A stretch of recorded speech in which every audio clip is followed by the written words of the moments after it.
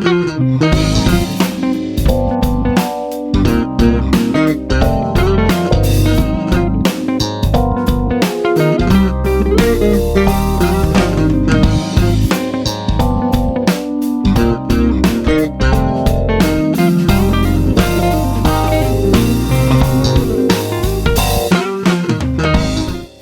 everybody, it's Mark Pruitt here with Strategic Estate Planning Services for another strategic money tip.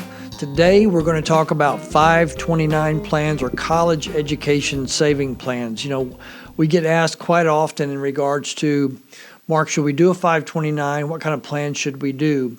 And 529s, as an example, is an option. It's certainly something that you could do.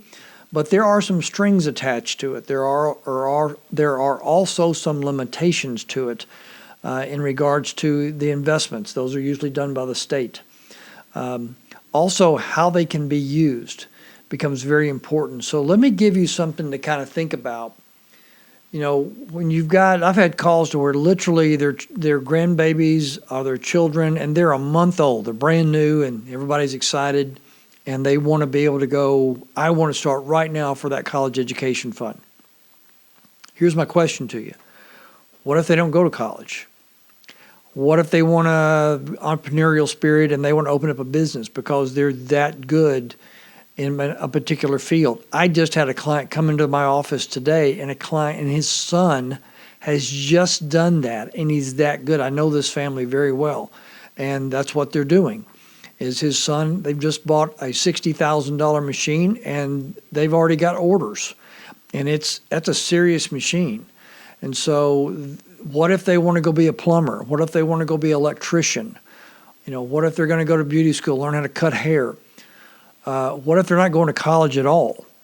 And so there's all types of things that we don't know what these children are going to be down the road. And I liked it myself to where I stayed in control of the money for me, and that I could stay in control of the money also for my children or for your grandchildren, if that's who you're funding. Here's part of it is, you know, if you have a regular account and you just put some money in it, what's the negative to doing that? The negative is, yes, you may pay some taxes on it, but you can keep it 100% liquid. You can pivot no matter which way they're going to go in regards to what their field's going to be, and you can support that. What if they get academic scholarships, but it doesn't cover their books and tuitions? I mean, there's all kinds of things that you can do in regards to just having a regular account, and you want to be able to have the freedom and the flexibility to pivot. A lot of times once they turn 18, the accounts are theirs. I've had parents come to me trying to hide those accounts from the children they were funding because the children were off the rails in some way or another, and they didn't want them to know they had this money because they knew if they had the money, the kids would probably take it, cash out, pay taxes, take penalties, whatever it is, and go spend the money. And so I don't want that to occur. So I'm going to keep it in my name. I'm going to fund it as it goes. The other thing I can do with that money is I can challenge my children as I did. And I said, look, here's the deal. If you've got to at least be average. So you got to make an A, a B, or a C. And in some of your classes, honestly, you're going to work harder for a C based on that teacher and that particular class that you're having to take. You could work harder for a C than you could have worked for an A in other classes. The point is, I expect you to be average. So you're going to be an A student, a B student, or a C student. You can at least be average. If you make a D or you fail it, then that class is not on me anymore. That's on you to pay. I'll pay for your other ones, but I'm not paying for the one that you have to make up. That's going to be your responsibility. And if you draw those lines in the beginning clearly with those kids and those children, the people that are entering college, now there's an expectation and ownership on their end. There's also an expectancy on your end as well. So we'll never tell you that 529s are bad. They're not. They are a tool. Like I said, just like an UTMA or an UGMA or regular account. I just preferred for my family, for my girls, that we kept in control of the money.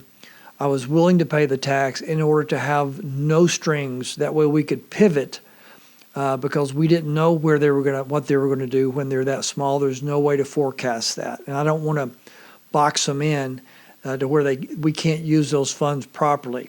So hopefully this has been helpful to you. If you've got somebody or family or friends that are looking at investment plans for their kids or their college kids, or they don't want to invest in their grandkids, maybe setting up an account, having the kids as the beneficiary in case something did happen to you is always a wise move, or having their parents as a beneficiary is always a wise move. But the point becomes we want to make sure the accounts stay flexible. So if you've got questions on that at all, feel free to call us here at Strategic Estate Planning Services, 1-800-381-8870. We're more than happy to give you more detail on that and show you your options. Take care. Thank you for being here, and God bless.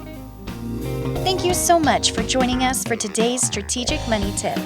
If you have any questions about the material covered in today's video, or you'd like to speak with someone from our team, simply call our office at 1-800-381-8870. Also, while we have your attention, click the link below to watch our latest video.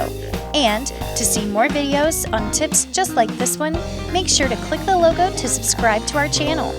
On behalf of the team at Strategic Estate Planning Services, thanks again for watching.